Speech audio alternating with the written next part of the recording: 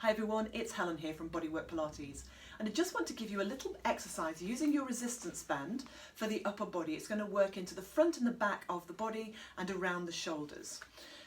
So the first thing you need to do whenever you're working with your band is to just hold it up to the light, make sure there are no little tiny pinpricks of holes in, and also take a little look at the edges and make sure there's no nicks. It's things like that that create a weakness in the band that might give way under pressure. And it probably won't do you any harm, but it'll be a bit of a shock. So I'm sitting up, I've got my feet firm to the floor. You can do this sitting on a chair, rolling the shoulders back and down, slightly retracting the chin. So what I want to do is I want to make sure that I'm opening up my spaces. And by getting that sensation of really pressing firmly and evenly down through my sitting bones and then lengthening away, I automatically feel my abdominals, my deeper abdominal muscles begin to engage. There's a slight corresponding lift of my pelvic floor. You could add a little bit of a corset into that if you felt you needed to. So taking the hands about shoulder distance apart, but if you find that this is too difficult, just take the hands a little wider.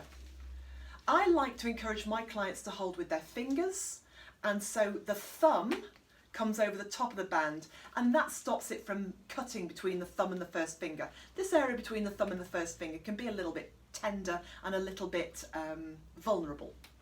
So thumbs over the top, knuckles facing forward, keeping that length in the back of the wrists. And from here, as we sit nice and tall, allowing the shoulders to be wide, so you want to get that feeling of just putting some distance between the right and the left without feeling that you're then pulling back and pinching.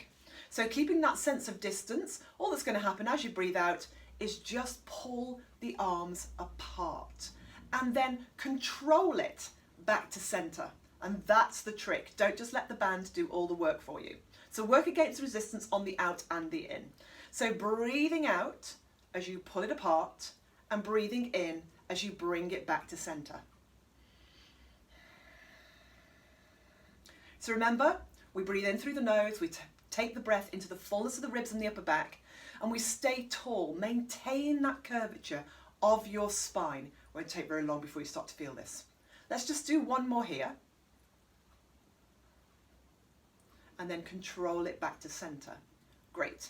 And then bring it down. And I like to just periodically give my fingers a little wiggle as if I were playing a piano, just to release out those fingers, because it can get a little bit grippy. Okay, so you can do more of those if you want to. I'm just showing you some examples of what you could do. So from here, same setup position, nice and tall, take the arms forward, drop the shoulders down. Now, just put a little bit of tension into the band. So the band's not slack, it's just a little bit. So you can just feel a slight buzzing along in those muscles. So just a little bit. Drop the shoulders down, keep the crown of the head lifting, the head slightly drawn back. And then as you breathe out, lift the arms up. Now it doesn't matter if the hands don't come all the way up to the ceiling. You may stop partially forward if that's what your shoulders allow.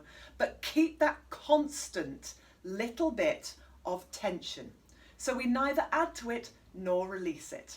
So breathing out as you lift it up, just keeping that little bit of work going on through the shoulders and breathing in as you bring it forward. And again, breathing out, drop the shoulders down, keep the spine long, crown of head to the ceiling, and you'll see that I'm still keeping that length in my wrists. I'm not breaking my wrists back at all. So there's just a touch of tension. At the top of the movement, you might find that your arms want to go in or out, depending on the makeup of your shoulder. Let's do a couple more of those, trying to keep that constant slight draw out. Those ribs stay softened in, that spine is still long. One more. And you'll probably feel this beginning to work into the outside edge of your shoulders. And then bring it all the way back down. And when you've done as many as you want to do, give a little shrug out. So you may well have felt that come to the outside. And again, you might just want to give your fingers a little bit of a wiggle out. Okay, let's just do one more. So we're going to do a little archer. It's going to involve a little rotation as well. So once again, we're sitting very firm, very tall. We're up nice and tall. The chin is slightly drawn in. Take the arms forward. So what's going to happen is we're going to start to add this slight rotation of the ribs. Okay. Now, if you find that it's too much with the band, do it without. It's absolutely fine. Or again, take more distance between the hands. Okay, thumbs over the top, wrists are long, knuckles are facing forward. And as I breathe out, I'm just going to pull one elbow back and the other arm reaches forward as I rotate. And I'm pulling my arms apart, adding a little bit of resistance into that, and then change. So I'm going to press one arm forward, I'm going to pull the other elbow back, my shoulders are down, my elbows are marginally lower than my shoulders. And again, I'm controlling my movement back to center. So I'm pulling back on the elbow, I'm pressing forward, through the opposite hand. Adding that little bit of rotation. Let's just do that a couple more times. You'll probably feel this working around the waist, around those lower ribs, and possibly through the front of the shoulder as well. And then bring it back to center, release it down, shrug those shoulders, make sure your neck is relaxed, give your fingers a little wiggle out, and there you go. Just a few exercises you could do while you're seated to work the strength of the upper body using your marvelous resistance band.